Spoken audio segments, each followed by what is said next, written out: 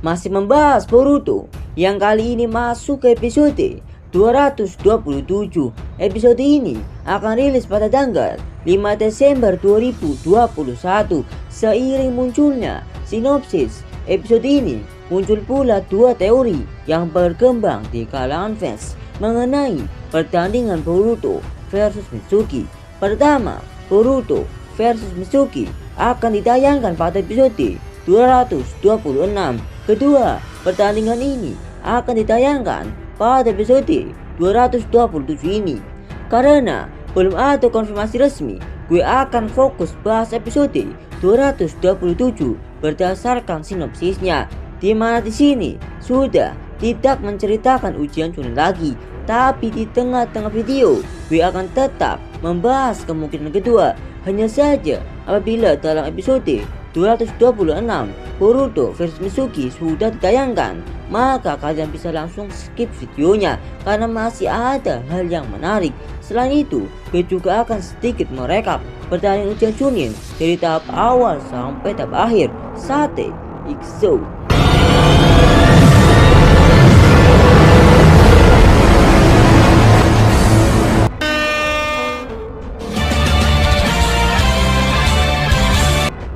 Sinopsis Boruto episode 227. Seperti yang kita tahu, Sarada telah menjadi Chunin setelah menang bertarung melawan Chojo. Kini ia bersama Boruto dan Mitsuki tengah bersiap menjalani misi dadakan, dan kali ini Sarada lah yang menjadi ketuanya. Lantaran tujuan misi ini untuk membantu Konohamaru yang telah berangkat duluan bersama Mirai.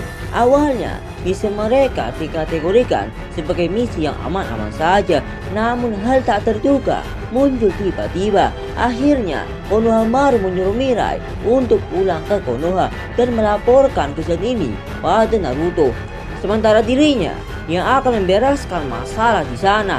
Terpaksa Mirai pun menuruti apa yang dikatakan sepupunya itu. Dengan luka parah yang menyelimuti tubuhnya, Mirai perlahan jalan menuju Konoha.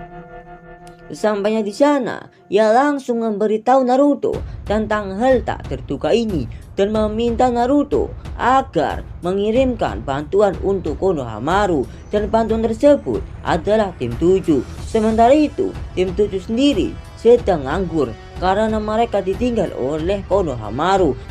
Di sini kita tak dijelaskan alasan mengapa Konohamaru menjalani misi bersama Mirai, alih-alih pergi bersama tim 7. Mungkin alasan salah satunya adalah Boruto. Seperti yang kita tahu, tim 7 terpaksa hiatus selama beberapa minggu akibat karma Momoshiki yang ada di dalam tubuh Boruto. Naruto khawatir kejadian sama pasca melawan Ishiki akan terulang kembali. Jika itu terjadi, maka bukan hanya Boruto saja yang terkena bahayanya, melainkan Sarada dan Mitsuki juga akan terkena. Dan hal yang lebih buruk, mungkin Boruto bisa menjadi monster liar tak terkendali yang menghancurkan semua yang ada di sekelilingnya. Pemikiran Naruto ini wajar, lantaran ia pernah merasakan ketika belum mampu menguasai kekuatan Kurama. Jadi semua ini dilakukan untuk melindungi semua orang dan juga Boruto sendiri. Namun pada episode 220 kemarin, Amato datang sebagai pahlawan dengan membawakan obat racikannya yang bisa memperlambat proses pengestrakan, dan obat ini juga bisa mencegah munculnya Momoshiki. Terbukti dalam manga Boruto chapter 64, dalam keadaan sadar ia dapat mengendalikan kekuatan karma Momoshiki dan mengaktifkan Byakugan. Karena alasan itu semualah akhirnya Boruto kembali diizinkan untuk menjalani misi untuk menolong Konohamaru. Nah, itulah sinopsis Boruto episode 227. Di dalam sinopsis ini gue menemukan dua hal yang menarik. Pertama, misi di sini menceritakan jika Mirai pulang ke Konoha dengan luka yang sangat parah dan meminta agar mengirimkan tim bantuan untuk Konohamaru. Entah misi apa yang sedang mereka jalankan, tapi pastinya ini bukanlah misi biasa. Bisa saja ini adalah misi tingkat S atau A. Ada kemungkinan ini berhubungan dengan kode, namun sepertinya masih terlalu dini bagi kode untuk keluar. Dugaan berikutnya, ini adalah serangan dari ninja ilmiah yang masih ada hubungannya dengan Kara, khususnya Boro. Ya, seperti yang kita tahu, meskipun Boro telah mati, masih banyak pengikutnya di berbagai daerah. Atau mungkin Kashinkoji muncul kembali, atau Delta telah bangun, entahlah. Kedua, ujian Chunin. Konohamaru menjadi wasit dalam ujian Chunin tahap akhir ini. Setelah itu, ia langsung berangkat untuk menjalani misi barunya bersama Mirai. Hal ini seakan menjawab pertanyaan apakah Boruto dan Mitsuki akan bertarung atau tidak. Dan terlebih, tampaknya episode 227 sudah tidak menayangkan ujian Chunin lagi. Kita tunggu apa yang terjadi sebenarnya. Sekarang kita menuju ke bagian kedua, rekap pertandingan ujian Chunin dari tahap awal sampai tahap akhir. Ujian Chunin berlangsung pada episode 221 sampai episode 226 atau 227. Gue masih belum tahu apakah Boruto dan Mitsuki akan bertanding atau tidak. Ini benar-benar masih abu-abu dan belum ada kejelasan sama sekali soal ini. Tapi apabila Boruto tak bertanding, maka ujian Chunin kemungkinan besar hanya akan sampai episode 226. Ujian Chunin sendiri dibagi menjadi 3 babak. Babak pertama berlangsung di episode 221 dengan format ujian tulis dan meloloskan sebanyak 9 tim, lebih tepatnya 26 peserta, yakni tim 5, tim 7, tim 9, 10, 15, 22, 25, 31, dan 40. Kemudian 9 tim ini akan menjalani ujian tahap kedua di hutan kematian. Namun berbeda dengan ujian babak pertama, babak kedua ini para peserta akan berjuang sendiri-sendiri. Dalam arti tak ada sistem tim di sini. Beratnya lagi hanya ada 10 peserta dari 26 murid yang lolos. Dan hasilnya Kurogane Tsubaki, Taketori Hauki, Yamanaka Inojin, Akami Chichocho, Kaminari Montenki, Yuino Iwabi, Suno Wasabi Mitsuki, Uchiha Sarada, dan Uzumaki Boruto semuanya lolos ke tahap akhir ujian 1 lawan 1 sekaligus mengakhiri episode 221. Berlanjut ke episode 222. Dalam episode ini hanya menayangkan persiapan para peserta yang akan menghadapi ujian Chunin tahap akhir besok. Langsung ke episode 223. Pertarungan ujian Chunin tahap akhir telah dimulai, namun Boruto dan Mitsuki belum hadir. Beruntung mereka tak langsung didiskualifikasi, hanya saja saat namanya dipanggil dan mereka tak hadir, maka mereka berdua akan langsung didiskualifikasi. Pertandingan pertama mempertemukan Taketori Hauki melawan Yamanaka Inojin dan dimenangkan oleh Hauki. Pertandingan kedua Iwabe versus Wasabi, pemenangnya adalah Wasabi. Pertandingan ketiga Sarada versus Chocho, pemenangnya adalah Sarada. Pertandingan keempat Denki versus Tsubaki, pemenangnya belum diketahui. Dan terakhir pertandingan kelima Mitsuki versus Boruto, pemenangnya juga belum diketahui. Itulah pembahasan seputar rekap ujian Chunin dari tahap awal sampai tahap akhir. Berlanjut bagian ketiga, prediksi Boruto versus Mitsuki. Sebelumnya, gue ingetin sekali lagi, video ini dibuat sebelum Boruto episode 226 tayang. Gue nggak tahu apakah Boruto versus Mitsuki akan bertanding pada episode tersebut ataukah pada episode 227 ini. Jadi, untuk mengantisipasi barangkali pertandingan tersebut akan tayang pada episode ini, maka gue mutusin untuk membahas prediksi ini. Kita bahas dulu kekuatan Boruto. Seperti yang kita tahu, Boruto memiliki 3 elemen alam, yakni angin, petir, dan juga air. Kemungkinan ini akan menjadi senjata andalan dari Boruto selain kakek Bunshin. Tapi sepertinya dari ketiga elemen tadi, Boruto akan lebih sering menggunakan petir untuk mengeluarkan jutsu Raton Jin Raisen dan juga elemen angin untuk mengeluarkan Rasengan. Kedua jutsu ini dipadukan dengan kakek Bunshin. Kita bahas satu persatu dari ketiga jutsu ini. Tapi sebelumnya, gue di sini nggak membahas soal karma karena rasanya kekuatannya terlalu OP untuk ujian Chunin. Ya walaupun mungkin Boruto akan menggunakan karma untuk menyerap jutsu. Pertama, Raiton Jin Raisen merupakan salah satu jutsu andalan dari Boruto. Jin Raisen sendiri memiliki arti panah petir. Boruto menerapkan perubahan sifat cakra dan petir ke dalam cakranya, kemudian membentuk cakranya menjadi muatan petir bertekanan tinggi di tangannya. Setelah itu, Boruto menyambarkan petir itu ke arah lawan. Biasanya, Boruto mengombinasikannya dengan jutsu Suiton untuk menyengat lawan dalam jumlah yang besar sekaligus. Pada episode 181, Boruto menggunakan jutsu ini saat latih tanding lawan Naruto. Ia mengombinasikannya dengan jutsu Suiton Hato. Akan tetapi, Naruto masih bisa menahannya dengan jutsu Doton. Sementara itu, pada episode 196, Boruto kembali menggunakan jutsu ini untuk menyerang Naruto. Namun Naruto masih bisa menahannya menggunakan kakek buncin. Kedua, Rasengan tak mau kalah dengan Naruto. Ia juga bisa mengembangkan Rasengan dengan caranya sendiri. Sejauh ini ada 3 jenis Rasengan yang dikuasai oleh Boruto. Pertama, Kieru Rasengan. Ini adalah jenis Rasengan yang pertama kali ditunjukkan oleh Boruto. Rasengan ini sudah Boruto pelajari sejak alur ujian Chunin dan ia gunakan saat mengalahkan Momoshiki. Uniknya, Rasengan ini bisa menghilang setelah dilempar dan muncul mendadak mengagetkan lawan. Kedua, Futon Rasengan. Teknik ini dikembangkan untuk mengalahkan Deba. Saat menggunakan teknik ini, Boruto harus mengeluarkan buncin terlebih dahulu, lalu buncin itu membantunya membuat Rasengan. Pada episode 169, Boruto mengeluarkan teknik ini dan hasilnya ia mampu mengeluarkan serangan yang cukup kuat dan mampu menghancurkan batu. Ketiga, Asuku Rasengan. Pada episode 171, ia diperlihatkan mengeluarkan teknik ini. Namun, sebenarnya Boruto sudah mampu menguasainya saat latihan pada episode 170, di mana di situ Boruto mampu menghancurkan batu. Berbeda dengan Kieru dan Futon yang dapat dilempar, sejauh ini teknik ini hanya dapat digunakan untuk pertarungan jarak dekat.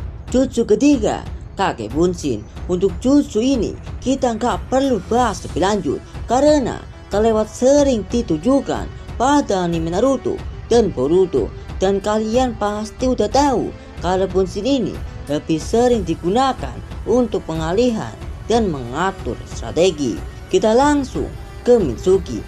Teknik Mitsuki yang mungkin ia gunakan di pertandingan ini adalah Futon Topan, Futon Kamatashi, Raiton Happy Mikazuki, dan Raiton Shiden. Kita bahas satu persatu secara singkat saja. Pertama, Futon Topa. Terlebih dahulu, Mitsuki mengumpulkan cakranya di dalam perut sebelum nantinya akan ia keluarkan menjadi pusaran angin yang kencang dan kuat untuk melempar segala yang ada di hadapannya. Kedua, Futon Kamakichi. Dengan mengeluarkan beberapa segel terlebih dahulu, Mitsuki mampu mengeluarkan hembusan angin yang sangat tipis dan tajam yang mampu membelah tubuh lawan atau benda lain di hadapannya. Ketiga, Raiton Happy Mikazuki. Ini adalah teknik Mitsuki yang sangat hebat. Ia bisa mengolah cakra menjadi aliran listrik yang kuat, baik dikeluarkan dari sekujur tubuhnya maupun ditembakkan dari jarak jauh. Keempat, Raiton Shiden. Tak hanya Kakashi, ternyata Mitsuki juga bisa menggunakan teknik ini. Pada manga Boruto chapter 21, Mitsuki menggunakan teknik ini untuk melawan Ao. Namun serangan ini masih bisa digagalkan dengan mudah oleh Ao. Nah, itu pembahasan terkait kekuatan kedua petarung. Di sini gue sengaja gak bahas karena Boruto ataupun Sakemute Mitsuki, karena menurut gue agak terlalu OP sekelas Genin menggunakannya dalam ujian Chunin ini, dan bisa jadi mereka akan didiskualifikasi saat menggunakannya. Dari segi kekuatan, sepertinya pertarungan akan sangat sengit dan seimbang. Sebagai pelengkap, gue akan membahas teori kebangkitan Kurama. Memang gak ada hubungannya, tapi ini akan menarik untuk dibahas. Kematian Kurama membuat para penggemar berteori jika Kurama akan bangkit kembali. Dan dari sekian banyak teori, gue akan membahas 4 teori yang menurut gue masih masuk akal.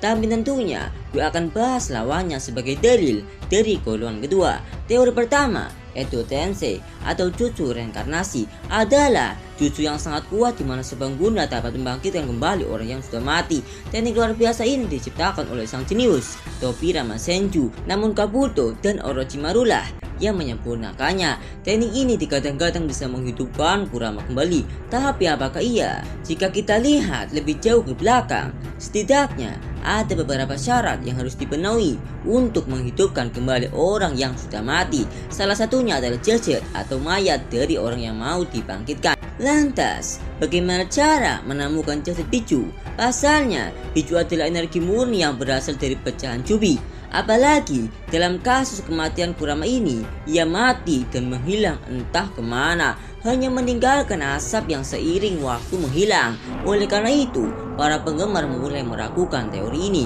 Tapi sepertinya itu hanya berlaku pada Edo Tensei 12 tahun yang lalu, dan mungkin kini Orochimaru telah menemukan cara untuk mengatasi kelemahan teknik ini. Ditambah kini Konoha punya beberapa ilmuwan jenius seperti Katasuke dan Amato. Selain itu mereka juga punya Sumire dan Denki yang mungkin di masa depan bisa menjadi seorang ilmuwan jenius. Entahlah. Teori kedua, meminta bantuan pada Osuki Hagoromo. Hagoromo adalah Jinchuriki pertama dalam sejarah.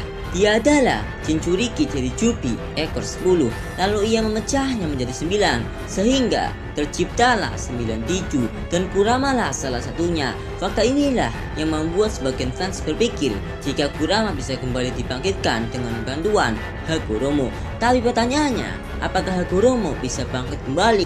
Mengingat dia sudah mati ribuan tahun yang lalu. Meski ia pernah muncul saat perang dunia Shinobi keempat, tapi itu pun ada pemicunya. Dan apabila Hagoromo muncul lagi, pasti akan ada pemicunya. Menurut gue, akan ada situasi di mana Naruto berada di antara hidup dan mati. Disitulah Hagoromo akan muncul membangkitkan Kurama, sekaligus memunculkan mode baru untuk terakhir kalinya. Karena bayaran mode itu adalah nyawa Naruto dan juga Kurama, dan ini pun menjadi akhir cerita Naruto sebenarnya. Teori ketiga, menggunakan jutsu Rinne Tensei. Rinne Tensei adalah jutsu terlarang yang hanya dapat digunakan oleh orang yang mempunyai Rinnegan. Pada dasarnya jutsu ini dapat membangkitkan mereka yang sudah mati dengan cara mengembalikan nyawa-nyawa yang telah diambil oleh Shikigami atau dewa kematian. Namun berbeda dengan Edo Tensei yang membangkitkan seseorang dalam bentuk zombie yang tidak bisa mengendalikan dirinya sendiri. Jutsu ini benar-benar mengembalikan seseorang seperti sedia kala mereka bisa mengendalikan tubuhnya sendiri. Tetapi jutsu ini hanya bisa digunakan oleh pengguna Rinnegan, dan hanya ada satu orang yang mempunyainya, yakni Sasuke. Tapi sayangnya Sasuke sendiri sekarang tidak bisa menggunakan mata Rinnegannya karena ulah Momoshiki. Teori keempat, menunggu beberapa tahun. Di dalam teori pertama udah gue jelasin, jika Kurama atau Pichu berasal dari pecahan Kyuubi, artinya mereka berasal dari energi alam. Jadi mereka mungkin mati atau menghilang seperti kasus Kurama kemarin. Tapi itu tak menutup kemungkinan jika mereka bisa hidup kembali, mengingat mereka hanyalah sebuah energi. Contohnya adalah Pichu dari Rin Nobara. Ketika Rin mati, Pichu yang ada di dalam tubuhnya mati dan bisa hidup kembali setelah beberapa tahun ke depan. Namun setelah kebangkitannya, Pichu tersebut tidak bisa mengingat memori kebersamaan mereka bersama Jinchuriki sebelumnya. Artinya, jika Kurama kemudian bangkit kembali, ia tak akan memiliki ingatan apapun soal Naruto. Ia hanya akan menjadi seorang monster liar yang tak terkendalikan. Itulah beberapa teori yang berkembang sejauh ini di kalangan para penggemar. Tentu, teori ini menuai banyak pro dan kontra. Setelah kita bahas golongan pertama beserta teorinya, kita beralih ke golongan kedua yang meyakini jika Kurama tak akan bangkit lagi, sekaligus akan menyangkal teori yang udah gue bahas tadi. Pertama, teori Edo Tensei. Sejauh yang kita lihat, Edo Tensei hanya bisa membangkitkan makhluk hidup, umumnya manusia. Kita belum tahu apakah jutsu ini juga bisa membangkitkan Pichu. yang sejatinya hanyalah sebuah energi, bukan termasuk makhluk hidup biasa. Selain itu, ada satu syarat lagi yang harus dipenuhi sebelum Edo Tensei dilakukan, yakni mayat atau jasad dari seorang yang akan dibangkitkan. Ini permasalahan yang sangat sulit pasalnya Biju sendiri hanyalah sebuah energi. Mereka mati dengan menghilang, tidak dikubur seperti manusia. Lantas bagaimana cara menemukan mayat dari Kurama? Kedua hal inilah yang membuat sebagian penggemar berpendapat jika teori Edo Tensei adalah teori yang tidak valid. Namun itu semua terjadi apabila kita berpacu pada zaman Naruto dulu. Lalu bagaimana dengan zaman Boruto? Di era Boruto ini, teknologi telah melesat jauh seiring munculnya ilmuwan-ilmuwan baru yang jenius. Sebut saja Mado, dia dengan mudahnya menciptakan cyborg yang kekuatannya jauh di atas manusia biasa. Selain itu, masih ada Orochimaru yang mungkin sedang melakukan sesuatu yang gila. Ditambah lagi, ada beberapa genin berbakat yang di masa depan akan menjadi ilmuwan jenius. Mungkin salah satu dari mereka bisa membangkitkan Kurama atau membuat biju buatan yang diambil dari DNA Kurama. Teori kedua, meminta bantuan pada Hagoromo. Hagoromo adalah anak dari Kaguya yang sudah lama mati ribuan tahun yang lalu. Namun 12 tahun yang lalu saat perang dunia Shinobi keempat, dia tiba-tiba muncul di alam bawah sadar Naruto. Kemudian ia memberikan sebagian kekuatannya pada Sasuke dan Naruto. Tapi pertanyaannya, apakah Hagoromo bisa muncul begitu saja atau butuh satu pemicu untuk membangkitkan Hagoromo kembali? Jika kita tarik ke belakang, kemungkinan pemicu kemunculan Hagoromo saat perang dunia Shinobi keempat adalah Madara yang telah menjadi Rikudo. Lantas, apakah Hagoromo akan bangkit kembali dan apa pemicunya? Atau Hagoromo akan bangkit lewat justru pembangkitan? Kita tunggu aja. Ketiga, teori Rin Tensei. Di era Boruto, hanya Sasuke sajalah yang mampu menggunakannya. Itu pun saat dia masih memiliki Rinnegan. Jadi sebelum Sasuke menggunakan jurus ini, ia harus terlebih dahulu membangkitkan mata Rinnegannya sendiri. Tapi terlepas semua itu, apakah tidak ada bayaran yang setara dari jurus ini? Mengingat jurus ini dapat menghidupkan kembali orang yang mati seperti sedia kala. Berbeda dengan Edo Tensei yang menghidupkan dalam bentuk zombie. Jurus ini pernah diperlihatkan saat Nagato menghidupkan kembali orang-orang yang telah ia bunuh saat menyerang Konoha. Ketika jurus ini digunakan, Raja Neraka akan muncul dari dalam tanah dan melepaskan jiwa-jiwa orang yang mati di dalamnya. Jiwa-jiwa ini dapat dipanggil saat masih dalam persimpangan kehidupan, dunia, dan akhirat, dan kemudian dikembalikan ke tubuh mereka. Saat menggunakan jurus ini, sang pengguna akan sangat lemas, dan setelah jurus ini selesai, sang pengguna akan selalu mati. Itulah bayaran dari jurus Rin Tensei. Lalu apabila Sasuke memang bisa menggunakan jurus ini untuk membangkitkan Kurama, dan setelah Kurama bangkit Sasuke akan mati, apakah semua itu setimpal? Apakah Kurama lebih penting dari Sasuke? Keempat, menunggu beberapa tahun. Hal ini pernah terjadi pada Isobu atau Sanbi. Dia adalah biju ekor 3. Dulu biju ini harus tewas setelah Rinobara mengetahui rencana dari Kirekagure. Tapi setelah beberapa tahun biju ini kembali bangkit dan menjadi milik Yaguda Mizukage keempat. Inilah yang membuat para penggemar berteori jika Kurama akan bangkit kembali setelah beberapa tahun ke depan. Namun jika kita melihat kembali ke episode 218, Kurama mengatakan jika motif Baryon adalah sebuah jutsu yang menggunakan seluruh cakra Kurama hingga cakranya habis. Mungkin motif Baryon ini adalah sebuah motif penghancuran diri yang bayarannya adalah nyawa Kurama sendiri. Jadi ini berbeda dengan kasus Isobu yang mati karena sang Jinchuriki mati. Perbedaan inilah yang membuat Kurama tidak bisa kembali dibangkitkan. Jadi itulah pembahasan video kali ini. Kita akan bertemu secepatnya baik di segmen teori, segmen investigasi, ataupun segmen review. Jadi pastikan kalian subscribe channel ini agar kalian tak ketinggalan update Boruto dari kami. Tetap di sini di Manga Misteri.